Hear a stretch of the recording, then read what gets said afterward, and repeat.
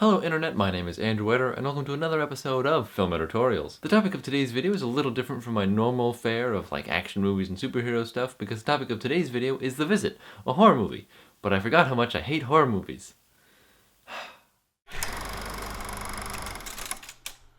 The Visit was directed and written and produced by M. Night Shyamalan, and it tells the story of two kids who are going to meet and then stay with their grandparents for the first time.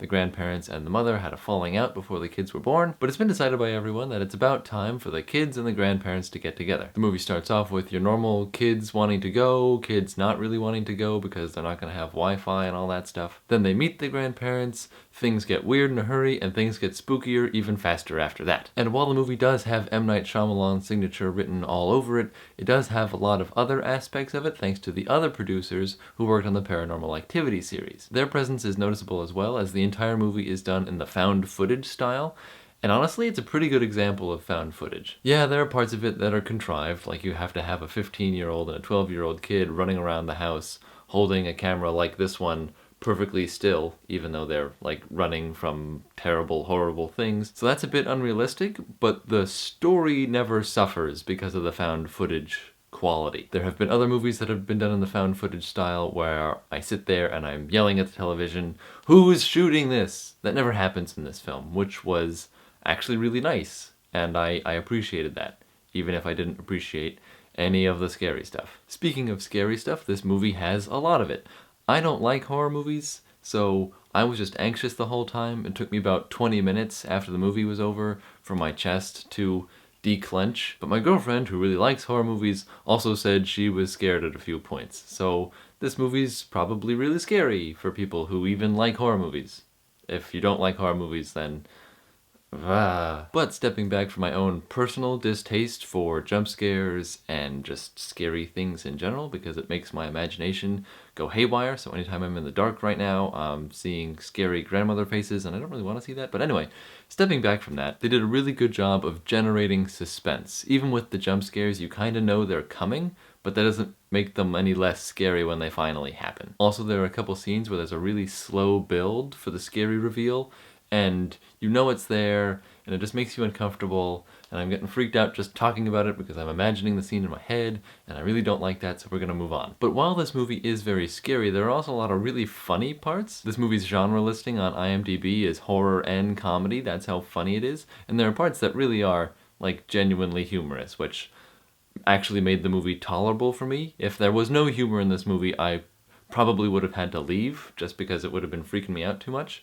So the comedy made me stay. Being an M. Night Shyamalan movie, there is a twist about 3/4 of the way through the film, and the twist really sends the creepy factor into overdrive. Before, it was unsettling and really weird stuff was going on, but then once the twist is revealed, it just takes it to a whole other level, and from that point on, I was just really stressed out. In retrospect, it should have been kind of obvious, the twist, but I wasn't thinking about it that far ahead, I guess. And the obvious nature of the twist, and the fact that I was able to put all the clues together from memory to reveal that twist after the fact, means that it's not really rewatchable, unlike, say, The Sixth Sense, where the twist makes you want to watch the movie again. This twist is more like, oh yeah, I should have picked up on these clues. So what's the final takeaway? What's my score here? And this is actually really difficult for me because I didn't enjoy this movie, but I appreciated how it was made. That makes it a lot harder to rate something, because if you enjoyed it and you enjoyed the experience and you appreciated how it was made, clearly that's gonna do well, have a high rating on my 5-star system. But I didn't enjoy this movie. I don't want to watch it again because I've had enough of scary grandparents. But I do understand that some of its elements are really good and some of its elements are just okay. So I guess the final rating I'm going to have to give The Visit is 3.5 stars out of 5.